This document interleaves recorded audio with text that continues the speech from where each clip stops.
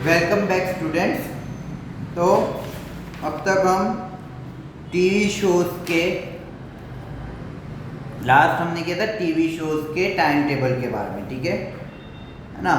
अपने खुद की टाइम टेबल, रेलवे, बस, इन सब के टाइम टेबल के बारे में जानकारी ली और अब टीवी शोज़ के बारे में, ठीक है।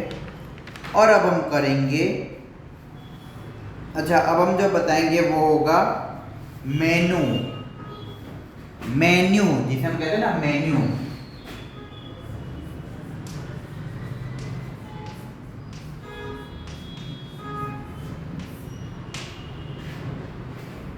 किस चीज़ का मेनू? किसी रेस्टोरेंट में आप खाना खाने जाते हैं, है ना, उसकी पूरी जो लिस्ट होती है ना, वो कौन कौन सी ये खाने की चीज़ें अवेलेबल है और उसकी प्राइस क्या है ना, और उस होटल का नाम, वो हर एक चीज़ आपको, आप कहीं भी जाएंगे उसका आपको पूरा मेनू लिस्ट आपको दिखाते हैं और आपको चूज़ करना था कि आपको क्या खाना है ना, उसकी प्राइस क्या है, वो उसकी हर एक चीज़ की भी आपको एक जानकारी देते हैं। कभी पढ़ना, कभी भी इसको, इसे कभी भी ऐसी फालतू चीज़ें नहीं सुनना। आजकल तो न्यूज़पेपर में भी आपको ये सब देखने को मिलेंगे। जैसे आपको कभी ऑनलाइन डिलीवरी करना हो, है ना, जैसे खाना खजाना है, जो सिर्फ ऑनलाइन घर पे डिलीवरी करते हैं, न कि वो खाने के लिए आपको बुलाते। वो उनका ये है कि मतलब टेक अवे, इसे हम कहते हैं टेक अवे डाइनिंग। हर एक जगह तो ऑलमोस्ट डाइनिंग होता है, पर बहुत कम ऐसे जो केवल टेक अवे का सुविधा है, ठीक है। लेकिन ऐसे टेक अवे है तो उनको क्या होता है, अपने वहाँ पे तो रखते ही हैं मेनू, परंतु वो न्यूज़पेपर में भी पूरा मेनू डालते। आप पिज़्ज़ा में भी देखते होंगे, पिज़्ज़ा शॉप्स जो होते हैं, तो पिज़्ज़ा शॉप्स की भी अपने अपने मेनूज डालते हैं, तो कि आपको आइडिया हो कि कौन कौन सी किस टाइप की पिज़्ज़ा वो अवेलेबल होता है ना। या फिर कई ऐसे जहाँ पे कौन सी सब्ज़ी मिलती है, कौन किस टाइप की रोटी मिलती है, किस टाइप का खाना मिलता है, तो उसकी जानकारी भी आपको प्राप्त होती है, ठीक है। तो अब मेनू आपने देखा होगा, है ना। मेरे ख्याल से आप सबको ये मेनू देखकर मुंह में पानी आ रहा है ना, कि इतने अच्छे अच्छे स्वादिष्ट ज्ञान की ये जो सब दिख रहा है आपको, है ना। गुजराती थाली, श्रीखंड पूरी, पूरी शाक, है ना, सेव टमाटर, पालक पनीर, पनीर भुर्जी, है ना, मटर पनीर, है ना, कितने मस्त आइटम के नाम, पाव भाजी, पिज़्ज़ा, मसाला डोसा, वड़ा पाव, क्या क्या, वाह, लगता है मुंह में पानी आ रही होगी, अब जाने का मन कर रहा होगा, है ना। चलो ठीक है, अगर इच्छा हो तो अभी जा सकते हैं, पर जाने का नहीं कि आप घर पे मंगवा भी सकते हैं अगर आपके पेरेंट्स चाहो तो। वैसे घर पे भी बना सकते हो अच्छी से। तो चलो कम टू द पॉइंट। तो उपयुक्त मेनू में से आपको प्रश्न है कि इसका उपयुक्त मेनू में से आपको खाने में क्या क्या पसंद है, आपकी सूची बनाए एवं भाव लगाकर बिल बनाइए। ये बिल है बेटा, है ना। आप कुछ भी चीज़ खरीदते हो या फिर कुछ इस तरह के, ये जो होटल, रेस्टोरेंट है, कैफ़े है, वहाँ पे आप कुछ खाते पीते हो, है ना, कुछ भी ऑर्डर करते हो तो उसका पूरा टोटल बिल आप पेमेंट करते हो, है ना। तो ये वही चीज़ है कि आपको वस्तु का नाम देना है, उसका मूल्य और फिर उसका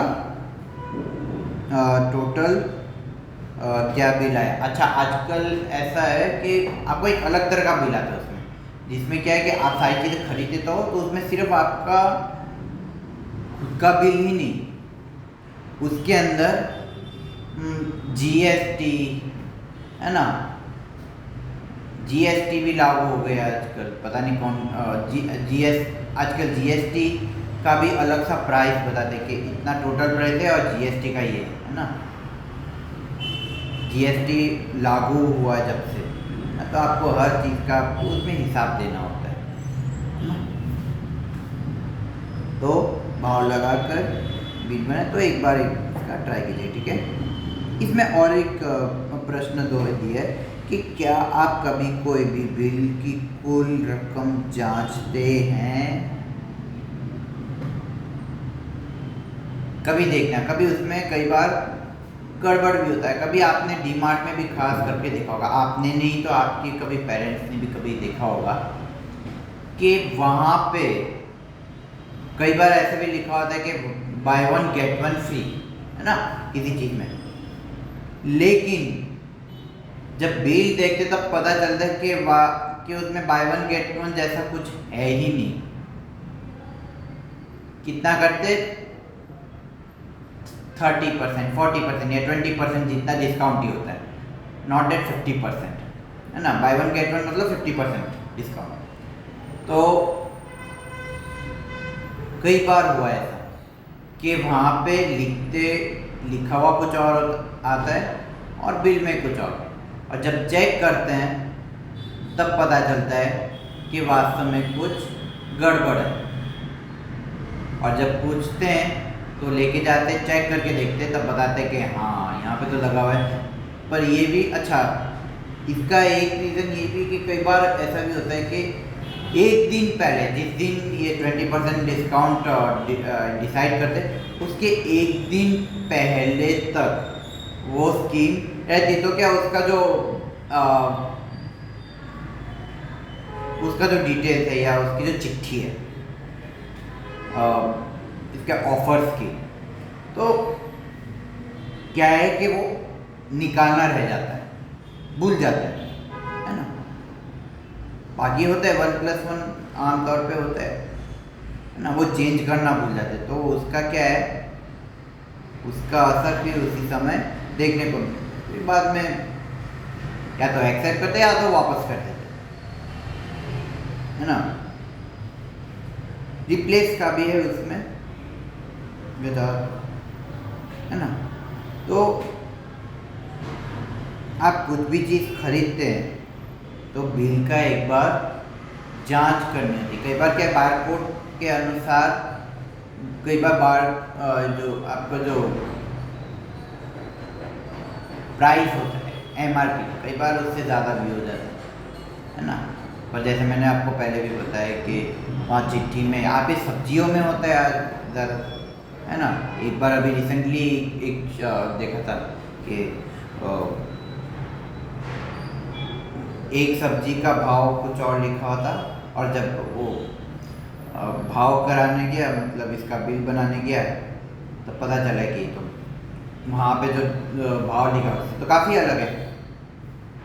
तो इस बार तो इसमें बिल चेक करना ज़रूरी है, ठीक है। हम सेकंड क्वेश्चन, हमें बिल के कुल मूल्य क्यों जांचना चाहिए? पहले के टाइम पे ये बहुत घोटाले होते थे, हम जांचते नहीं थे, हम बस आग मूंद के विश्वास करते थे कि इन्होंने सामान ला दिया, बिल बना दिया, हो गया। नहीं, कई ऐसे केसेस आ चुके कि इसमें कई तरह के घोटाले करते थे। कहीं ना कहीं आज भी होता है ये, कहीं ना कहीं या तो लेजीनेस कह सकते हैं और अज्ञानता कह सकते हैं।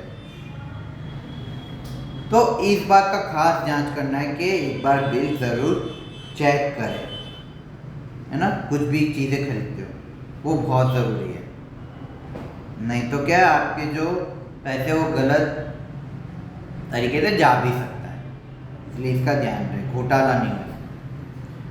तीसरा है, हम कोई वस्तु खरीदते हैं तो उसका बिल क्यों लेना चाहिए? हम कोई वस्तु खरीदते हैं तो उसका बिल क्यों लेना चाहिए? क्योंकि जहाँ से हम वस्तुएं लेते हैं, है ना, जहाँ से हम वस्तु लेते तो उनके पास भी डेटा होता है, उनके पास भी जानकारी होती है कि इस टाइम पे इस चीज़ की बिक्री हो चुकी है ना। और आजकल तो बिल पे तो रजिस्ट्रेशन नेम भी आते हैं, मतलब अगर आपको रजिस्ट्रेशन करना हो, चाहे वो दवाई का हो चाहे किसी चीज़ है ना। तो आपको थोड़ा आइडिया था कि उसके डिटेल्स रहते कि आपने कोई चीज़ खरीदी उधर और कभी आपको रिप्लेस भी कराना हो, कभी आपको वापस देना हो, है ना। जैसे डी मार्ट में और कई जगह जहाँ पे आपको एक हफ्ते में आपको रिप्लेस कराना हो, तो बारकोड, सही बारकोड के साथ, सही वस्तु के साथ और बिल के साथ, बिल से आपको बताना होता है कि हाँ ये चीज़ हमने इस टाइम पे लिया था और यहीं से लिया था। तो बिल के साथ अगर हम देते तो क्या हो सकता है, पैसे आपको वापस कर दे, या फिर वही चीज़ आपको, और जो गारंटी होती है, जो गारंटी 1 ईयर की वारंटी और गारंटी होती है, इसमें क्या प्रोसीजर है कि अगर बाय चांस कोई इलेक्ट्रॉनिक आइटम हो, वो अगर 1 साल की वारंटी हो, तो क्या आपको वही चीज़ आपको वापस कर देती है ना। और गारंटी का मतलब, और गारंटी का अर्थ है कि उस चीज़ की, अच्छा वारंटी का मतलब है सर्विस पीरियड, है ना। बिल दिखाएंगे तो आपको पता चलेगा 5 साल की वारंटी फ्री, है ना, फ्री सर्विस, है ना। कभी कोई बिगड़े या कुछ हो तो फ्री में आपको वो सर्विस प्रोवाइड करते, ठीक करने का, है ना। और वो बिल भी दिखाना होता है, तो इसलिए बिल का इतना महत्व है ना, कि आपको पता चले कि आपने कब लिया था और इस दौरान क्या कुछ डिफेक्ट हुआ है ना, हर एक चीज़ का। और ये खाने पीने की आम सामान्य वस्तु की अगर बात करें तो उसमें बिल का क्या है, बिल पास करें तो आपको थोड़ी परेशानी इसमें कम होती है। अच्छा आपको हिसाब भी करना होता है, घर के भी हिसाब, कई लोग घर के हिसाब रखते हैं, तो बिल दिखाएंगे तो आप पता चलेगा कि कितने पैसे का हमने खर्च किए, है ना। तो उसके लिए भी बिल ज़रूरी है ना। जो घर में हिसाब किताब रखते हैं उनको ज़्यादा इस विषय में पता है। तो आप भी ये पैसों का हिसाब किताब के तौर पे अगर बिल को संभाल के रखें तो आपके लिए भी भविष्य में आपको भी लाभ ज़्यादा मिलेगा ना। घर से किसी पे पूछिएगा तो आपको इसके भी जवाब मिल जाएंगे। तो चौथा प्रश्न है, खाने पीने की वस्तुओं पर लगाए जाने वाले हरा चिन्ह, इस चिन्ह का क्या अर्थ है। इसका अर्थ ये है कि वो शाकाहारी है, शाकाहारी वस्तु है ना। खाद्य पदार्थ जो है वो शाकाहारी है ना, वेज है ना। अगर रेड हो तो क्या होता है, वो नॉन वेज होता है ना, मांसाहार। और इसका ध्यान अवश्य रखिएगा, है ना। अब आगे जो इसका दिया है कि केवल छात्रों के अध्ययन हेतु, इसमें आपको दे पंडित दीनदयाल उपभोक्ता भंडार, मतलब ये जो दुकान की जो वस्तु है, जैसे मैं पहले भी थोड़ी देर पहले आपको इस विषय में बताया था कि ये दुकान से खरीदी हुई ये सामान है ना, कौन सी चीज़ कितने ग्राम में खरीदा, कितने किलो में खरीदा, कितने अंक में, मतलब कितने गुण में खरीदा, तो और उसकी कीमत क्या है, वो हर एक चीज़ यहाँ पे लिखी हुई है। आप बिल में भी आप गौर करना, कभी आप चीज़ खरीदते हो तो उसमें भी आप इस तरह की चीज़ें देख तो आपको डेट भी देखने को मिलेगा, डेट है ना, कौन से डेट, कौन से टाइम, है ना। और अब तो क्या है, इसमें तो बहुत सामान्य कीमत लिखा है ना। परंतु आज के टाइम में, जैसे मैंने आपको पहले भी कहा कि आज के टाइम में बिल में आपको जीएसटी और वीएसटी सब आपको देखने को मिलेंगे, है ना। तो इस तरह के बिल काफ़ी उपयोगी है ना। जब तक ज़रूरत है तब तक संभाल के रखें, और जब ज़रूरत नहीं और अपने बुक में हिसाब करके, किताब करके आप रख सकते हैं। अच्छा, पहले के ज़माने में अगर आप गौर करें, जोधपुर में एक राजघराना है, 100-200 साल पहले के जो हिसाब रखते थे, हिसाब किताब कोई भी उस समय के जिस तरह से पैसे और सब जो चलते थे, धन, उसके हिसाब से हिसाब किताब उसमें दिखे होंगे काफ़ी अलग तरीके के, वो आज भी मौजूद है। वो डेटा इसलिए संभाल के रखिए ताकि आपको ध्यान हो कि पहले के समय में, ये इतिहास भी एक समझने लायक कि पहले किस तरह के हिसाब किताब रखते थे, पहले क्या होता था, पहले क्या नहीं होता था हिसाब किताब में, वो सब और आज के हिसाब किताब में आपको कितना फ़र्क देखने को मिलेगा। आपको पूरी जानकारी हो कि हमारे देश की उस समय कैसे इकोनॉमी चलती थी, है ना। तो समय सारिणी, फिर ये बिल पेमेंट, तो ऐसी चीज़ें आपको जानना अनिवार्य है, ठीक है। जैसे इसमें दिया है, जैसे ये दुकान से रिलेटेड एक क्वेश्चन दिए, आपको चीनी कितनी मिलेगी, आपको चीनी कितनी मिलेगी, कितना दिया है 350 ग्राम, है ना। आपको चावल कितना मिलेगा और कितने रुपए होंगे, है ना। चावल का कितना है 6.5 किलोग्राम, है ना, और कीमत कितना 7 रुपये।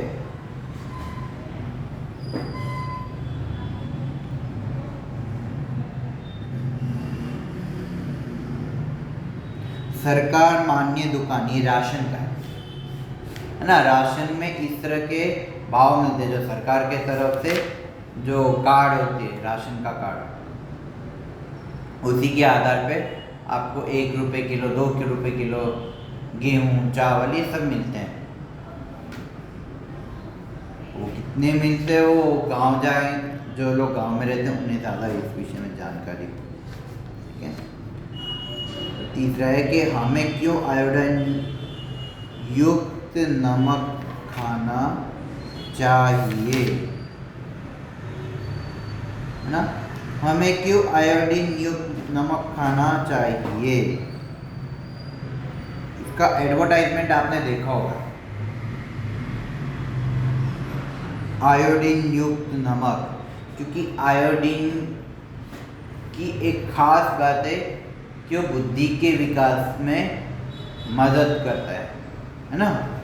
आयोडीन जो है वो बुद्धि के विकास में मदद करता है, इसलिए आयोडीन युक्त नमक खाना चाहिए। एडवर्टाइजमेंट खूब देखा होगा, है ना। और अगर नहीं भी देखा तो आप अपने यूट्यूब में चेक कर सकते हैं, यूट्यूब में या फिर गूगल सर्च में, iodine, why we should eat iodine, iodized salt, जिसे आज के तौर पे हम टाटा और न जाने कितनी कंपनियों में हम देखते हैं ना। तो चौथा है मिट्टी के तेल का हम क्या उपयोग करते हैं। मिट्टी का तेल का मतलब क्या है, मिट्टी का तेल का मतलब है केरोसिन, है ना। केरोसिन में, है ना। केरोसिन किस चीज में कर सकते हैं, जो गांव में रहते हैं वो क्या, चूल्हा जलाने में, वो चूल्हा जलाने में काम आता है ना। और कई ऐसे भी है तो केरोसिन से लालटेन, देखो लालटेन, वो जो लालटेन है वो भी केरोसिन से चलता है ना, ताकि रोशनी मिल सके। इसलिए मिट्टी का तेल का उपयोग आमतौर पे कई अधिकांश गांवों में देखने को, अभी थोड़ा कम हो गया पहले से, पर कहीं ना कहीं आज भी उसका मौजूद है। अच्छा, आज तो वो एक गैस स्टोव भी आता है, गैस स्टोव जहाँ पे सिंगर आता है ना, इसको खींच के उसमें गैस उत्पन्न करते हैं और उसी के आधार पे गैस को जलाते हैं। वो केरोसिन युक्त गैस स्टोव है, ओके। तब उसमें भी आज के टाइम में केरोसिन यानी कि मिट्टी का तेल उपयोग होता है, ठीक है। तो ये चैप्टर यहीं पर ख़त्म होता है। अब कुछ क्वेश्चन आंसर करते हैं इससे रिलेटेड।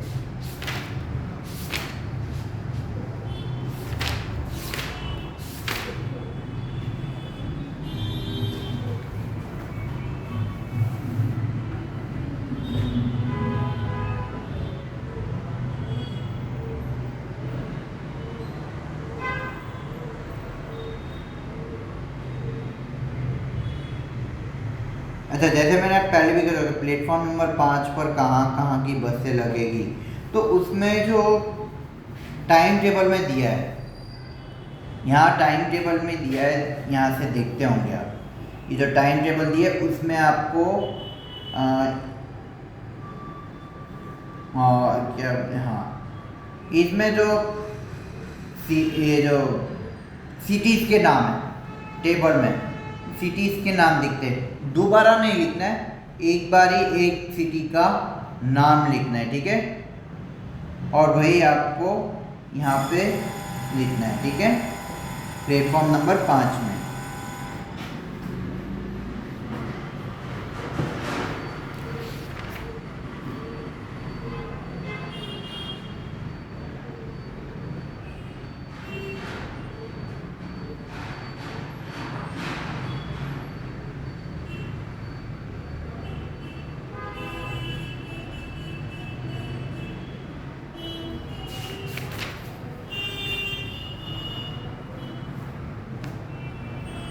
अच्छा, मैं आपको कुछ शब्द देता हूँ, इसका इंग्लिश में आपको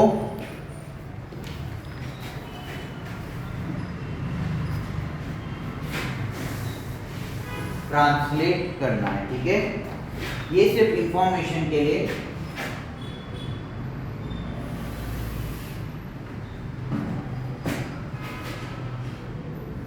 अंग्रेजी शब्द लिखिए, ठीक है, अंश का मतलब है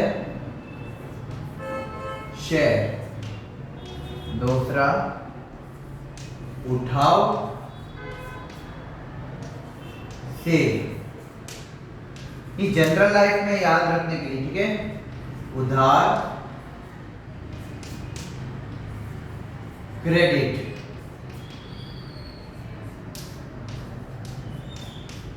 औसत एवरेज,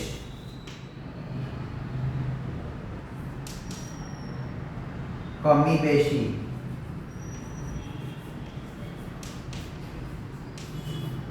कमी बेशी, बहुत कमी बेशी, इंक्रीज और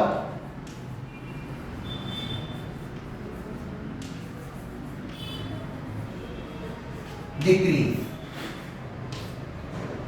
पीढ़ी,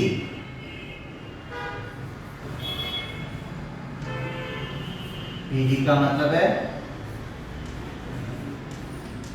बिजनेस हाउस, अगली पीढ़ी, दूसरी पीढ़ी, है ना, खरीदार,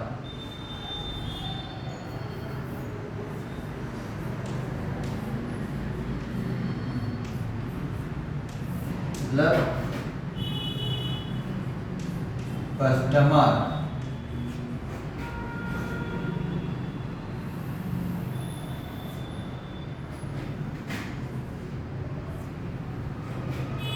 खाता,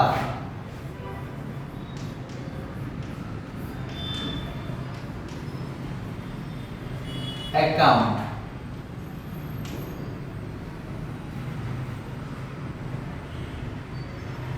गिरावट,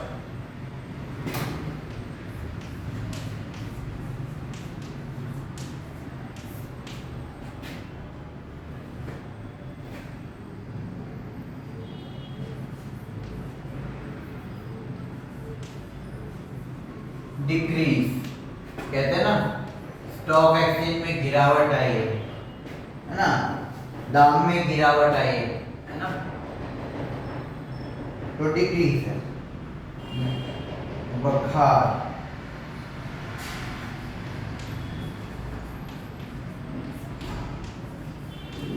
गोडाउन, गोडाउन कहते हैं ना, गोडाउन में सामान पड़ा है,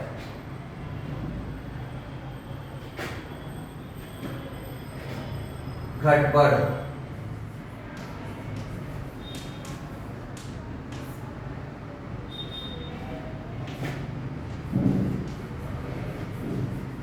प्रॉफिट और मैथ्स में किया होगा, प्रॉफिट और लॉस, बिजनेस में, है ना, व्यापार में किया होगा अक्सर। चुंगी,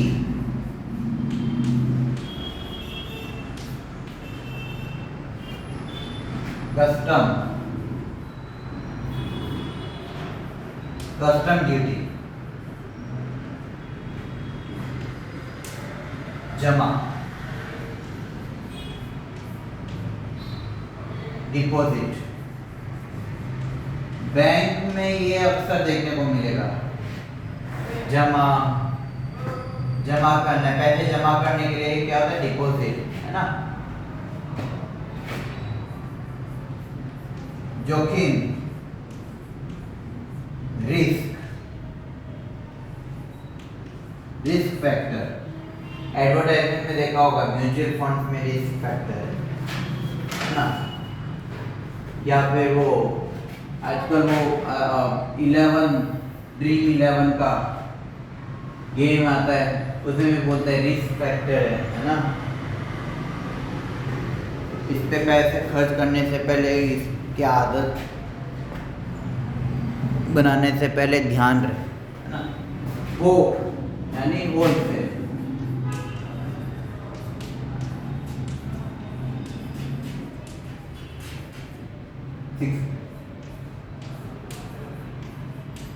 दस्तखत, सिग्नेचर या साइन, नकद, कैश, नीक, एग्जैक्ट।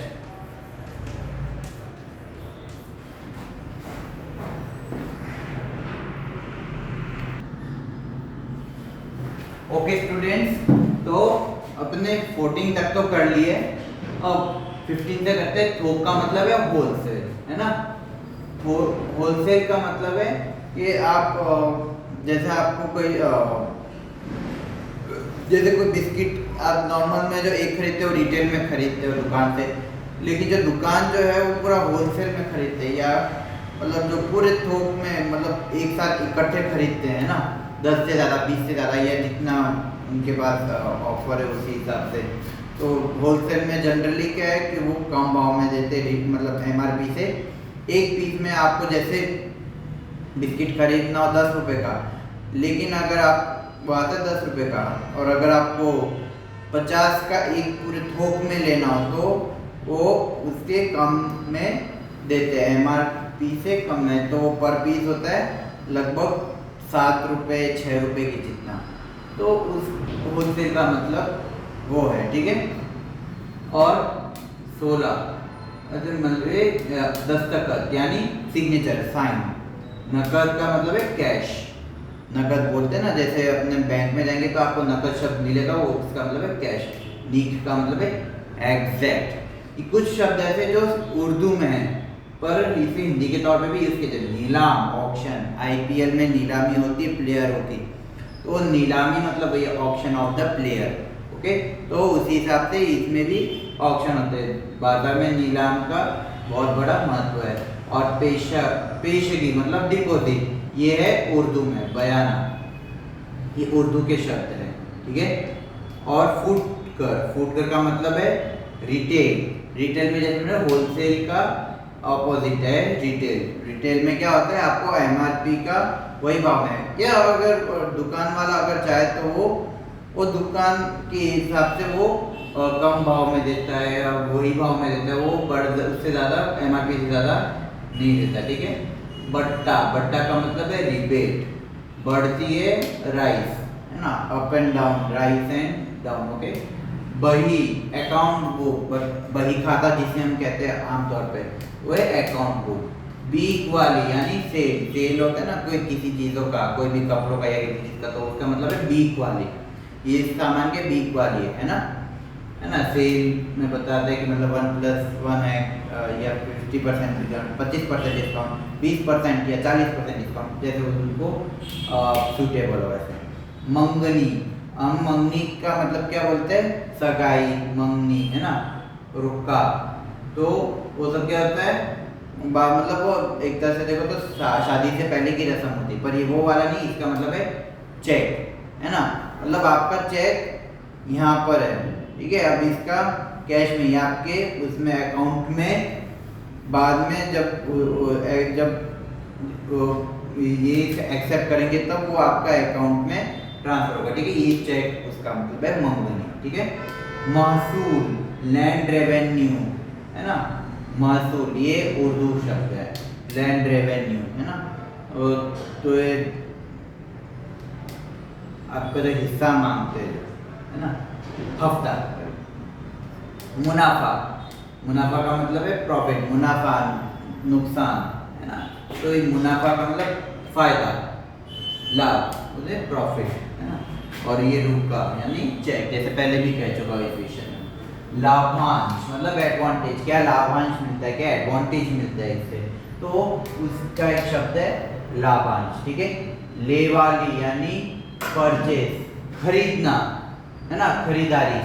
तो परचेज का मतलब है लेवाली, है ना। ये शब्द ध्यान रखें, थोड़ा कठिन है पर आमतौर पे यूज करें तो आप पाएंगे। सूद, हम कहते हैं ना सूद समेत वापस करेंगे, हम आमतौर पे कहते हैं सूद समेत वापस करेंगे, यानी इंटरेस्ट के साथ वापस करेंगे, है ना। किसी से 100 रुपये लेते तो इंटरेस्ट होता है कितना, 10 रुपये का। तो 10 रुपये के 10% के इंटरेस्ट में अगर देखें तो 100 का क्या होता है 110।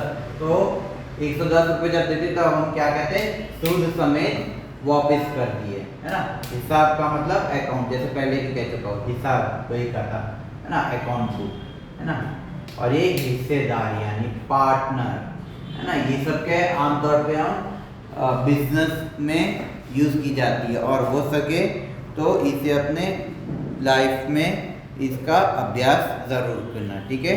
तो आज के लिए इतना ही, और ये चैप्टर भी आपका